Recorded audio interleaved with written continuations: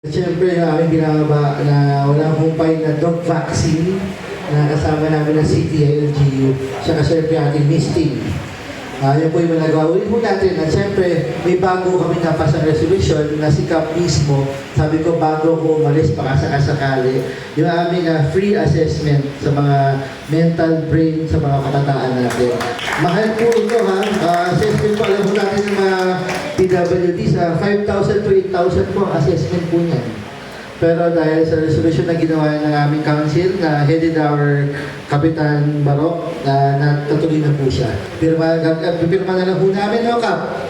Ready na po tayo, kaya sa mga PWD, mag-meeting po tayo bago ko umalis.